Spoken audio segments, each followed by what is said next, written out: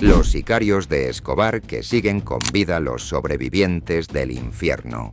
Si te interesan las historias prohibidas del narcotráfico, los secretos que casi nadie cuenta y los personajes que lograron sobrevivir a la guerra más sangrienta de Colombia, suscríbete ahora mismo y quédate hasta el final, porque lo que vas a escuchar no es ficción, son hombres que caminaron al lado de Pablo Escobar y que aún respiran.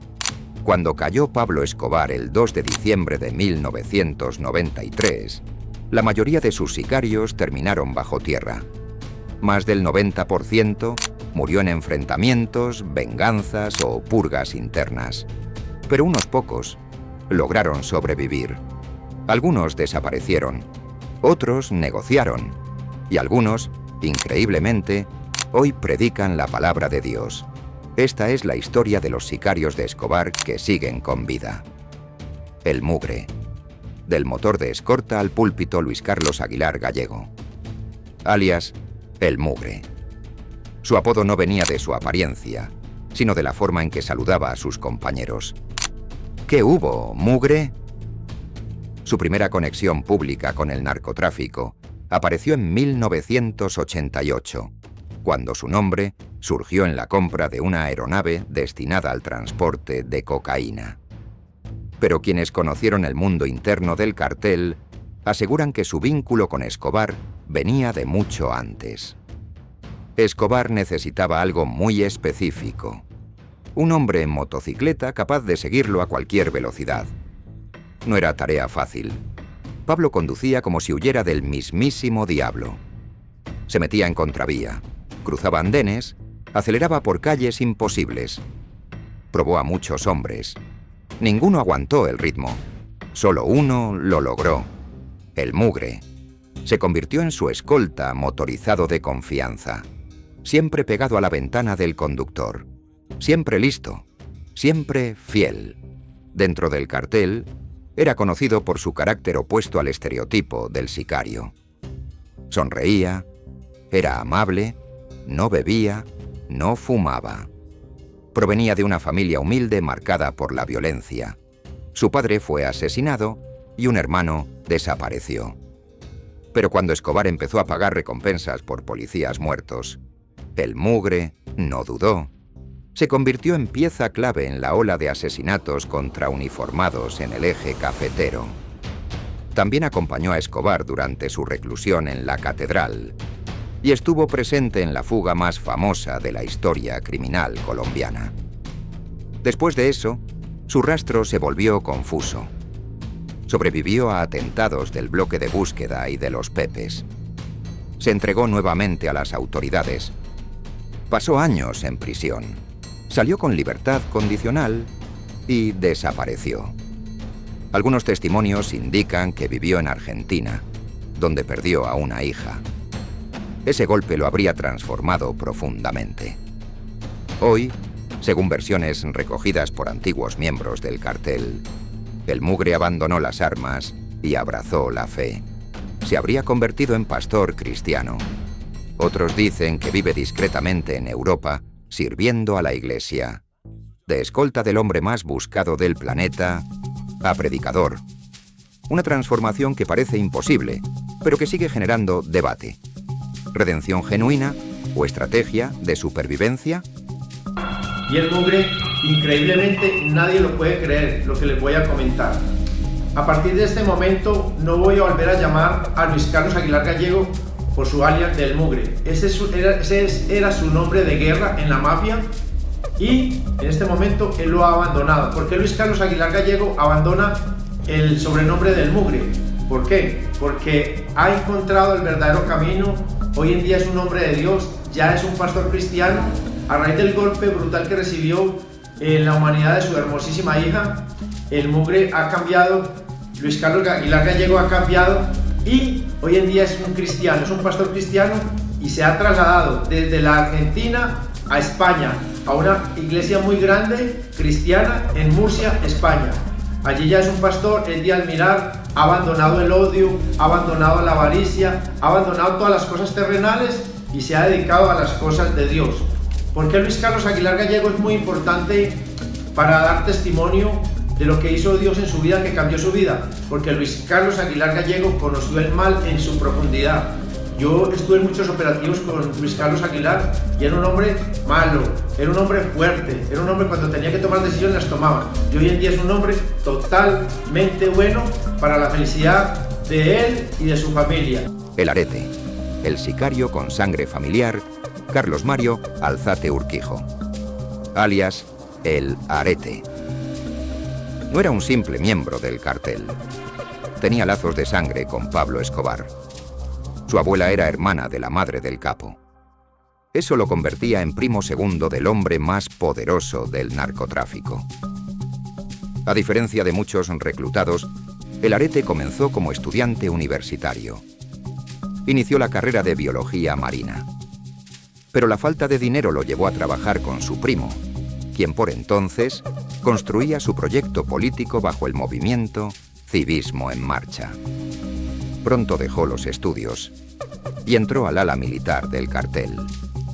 Se convirtió en subordinado directo de Pinina y lideró su propio grupo de sicarios en Medellín. Participó en algunos de los atentados más devastadores de la época. El atentado al avión de Avianca, el carro bomba contra el DAS, explosiones que sacudieron al país. Según su propia confesión, fue él quien organizó la logística del ataque al DAS. Contrató al conductor, supervisó la carga explosiva y coordinó la detonación. Cuando decidió entregarse en 1993, llegó a la fiscalía acompañado de abogados. Confesó múltiples crímenes buscando reducir su condena.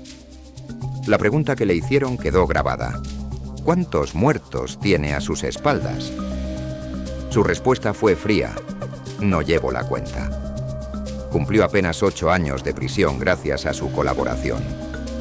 Al salir en 2001, sobrevivió a un atentado en su contra. Desde entonces, el Estado le otorgó nueva identidad y protección. Se rumorea que vive en Europa. Sigue vivo. El hombre que ayudó a planear uno de los ataques más mortales en la historia reciente de Colombia camina bajo otro nombre. Carlos Mario, ¿usted cuántos muertos tiene a sus espaldas? ¿Perdió la cuenta? No, es que nunca hago cuenta de eso porque creo que es muy tenebroso. Y esto apenas comienza. Vamos a entrar en el caso más polémico de todos: La Quica. El único condenado por el atentado al avión de Avianca que hoy asegura ser inocente. El hombre que escapó a Estados Unidos fue juzgado por la muerte de ciudadanos americanos y que aún pelea por limpiar su nombre. Porque no todos los sobrevivientes guardan silencio. Algunos todavía están hablando. Y lo que dicen cambia la historia. El hombre que dice ser inocente. Si pensabas que lo anterior era impactante, prepárate. Porque ahora vamos a hablar del nombre más polémico de todos. El hombre que fue señalado como uno de los cerebros detrás del atentado más brutal de la era Escobar y que hoy insiste en que todo fue una mentira. La Quica, verdugo o chivo expiatorio. Gonzalo Rodríguez Gacha tenía hombres violentos. Pablo Escobar tenía sicarios leales. Pero uno de los más temidos dentro del cartel era Dandeni Muñoz Mosquera, alias La Quica. Su reputación era clara: disciplinado, frío y absolutamente comprometido con la estructura criminal. No era impulsivo, era metódico. Cuando Escobar declaró la guerra abierta al Estado, La Quica pasó a formar parte del núcleo duro de operaciones. Se le vinculó con atentados, ejecuciones selectivas y operaciones logísticas de alto impacto. Pero el crimen que marcó su destino fue uno solo: el atentado al vuelo 203 de Avianca, 27 de noviembre de 1989. Un Boeing 727 despega desde Bogotá con 107 personas a bordo. Minutos después, explota en el aire. No hubo sobrevivientes. La versión oficial fue clara. El objetivo era asesinar a César Gaviria, entonces candidato presidencial. No estaba en el avión. La bomba mató a inocentes. Y el nombre de La Quica Apareció como uno de los responsables clave captura y condena en Estados Unidos. Tras la caída de Escobar, La Quica huyó. Pero en 1991 fue capturado en Nueva York, extraditado, juzgado. En 1994 fue condenado en Estados Unidos a 10 cadenas perpetuas más 45 años adicionales por terrorismo y asesinato de ciudadanos estadounidenses que viajaban en el avión. Un castigo ejemplar, un mensaje político, una sentencia que parecía definitiva. Pero aquí es donde la historia cambia. La versión que nadie quiere escuchar desde prisión, La Quica ha sostenido algo explosivo. Él no puso la bomba. Él no ordenó el atentado. Él no participó en la planeación. Afirma que fue utilizado como pieza simbólica. Un rostro conveniente. Un culpable perfecto en medio del caos. Según su versión, el atentado fue responsabilidad de otros miembros del cartel y su nombre fue vinculado por testimonios negociados bajo presión. ¿Es verdad? ¿O es la última estrategia de un hombre condenado que no tiene nada que perder? Lo cierto es que su caso sigue generando debate entre periodistas, abogados y exmiembros del cartel. Porque en las guerras del narcotráfico, la verdad rara vez es limpia. Nunca me acusaron de ello, y en un país ajeno a los hechos, con puras mentiras, con testigos falsos, me condenaron por ello. Señor Muñoz, pero usted hacía parte de la banda de Pablo Escobar. No, señor. ¿Perdón? No, señor. ¿Usted no conoció a Pablo Escobar? Mi hermano sí trabajaba para él, yo trabajaba para otro señor que se llamaba Chiruza, y por eso me relacionaron a mí con él. ¿Y qué hacía usted para Chiruza? Yo era guardaespaldas de él. Pasamos con La Quica. La Quica es un amargado, es un mal ser humano. La Quica es un hombre que no sé si ahorita ha recapacitado.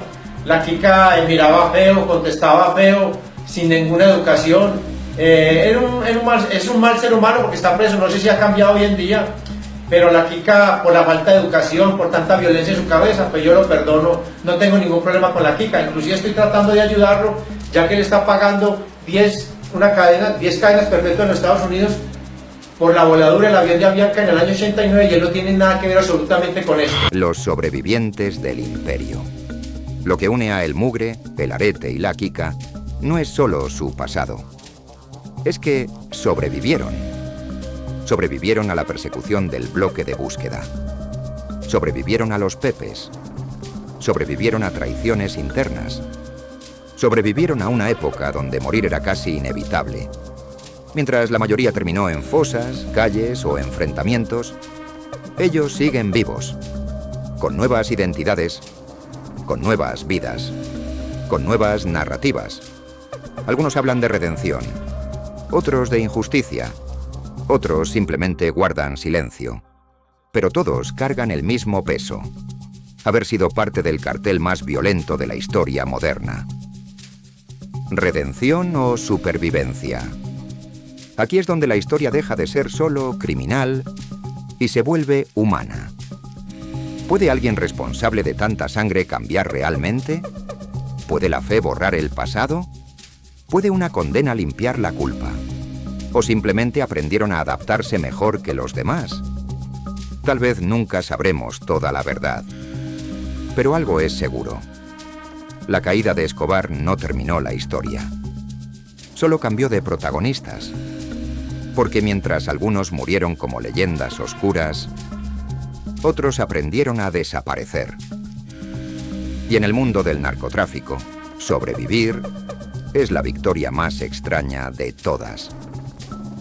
Y ahora dime tú, ¿crees en la redención de hombres como estos?